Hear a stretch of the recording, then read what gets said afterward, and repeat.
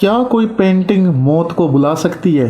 क्या एक कैनवास के अंदर छुपा हो सकता है एक तानाशाह का पागलपन? आज हम बात करेंगे एक ऐसी पेंटिंग की जिसे एडोल्फ हिटलर ने बनाया और जिसे देखकर लोगों की नींद उड़ गई।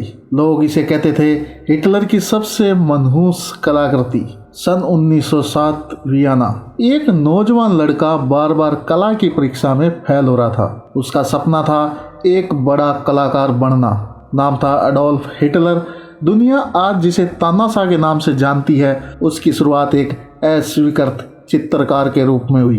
कला अकादमी ने उसे कहा कि तुम में हुनर नहीं है, और यहीं से शुरू हुआ अंधेरे का वो बीज जो आगे चलकर पूरी दुनिया पर छा गया।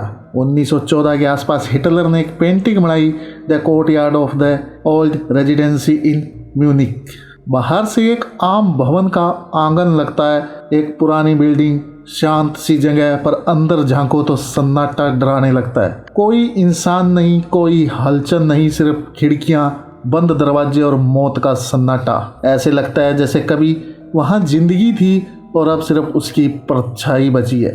कुछ आर्ट एक्सपर्ट कहते हैं ये पेंटिंग नहीं, हिटलर के भीतर के डर और पागलपन की तस्वीर है। ये पेंटिंग दिखने में जितनी शांत है उतनी ही ज़्यादा अनकैनी लगती है।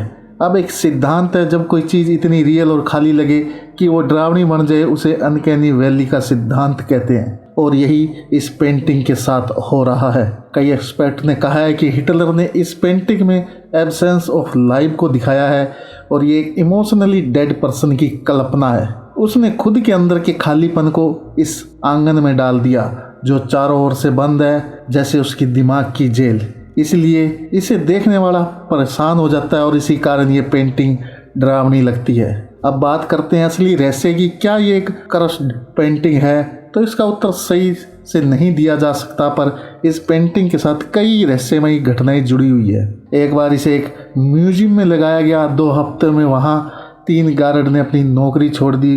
वो कहते थे कि रात में इस पेंटिंग की खिड़कियों के पीछे कुछ चलता है, जैसे कोई अंदर झांक रहा हो। 2014 में जब इसे एक ऑक्शन में बेचा गया तो ऑक्शन हाउस ने साफ लिखा, this painting has received intense emotional response. और एक बार इसे एक आर्ट कलेक्टर ने अपने घर में लगाया और कुछ ही दिनों बाद उसकी पत्नी की रहस्यमयी मौत हो गई।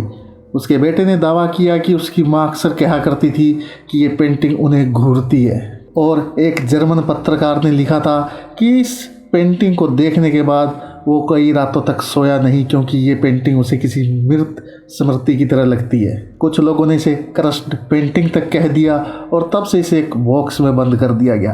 हिटलर की ये पेंटिंग आज भी कहीं बंद है। ये पेंटिंग सिर्फ एक आंगन नहीं, ये हिटलर की ब्रोकन साइको है। एक आर्टिस्ट जिसे दुनिया ने स्वीकार नहीं किया, तब उसने कला से नफरत करना शुरू किया और आगे चलकर पूरी दुनिया से। इसलिए जब कोई इस पेंटिंग को देखता है तो उसे थोड़ी बेचैनी, थोड़ी उदासी और थोड़ा डर लगता है। कभी कभी कला सिर्फ सुंदरता नहीं बल्कि मानसिक जहर भी होती है, और ये जहर धीरे धीरे आत्मा में उतरता है।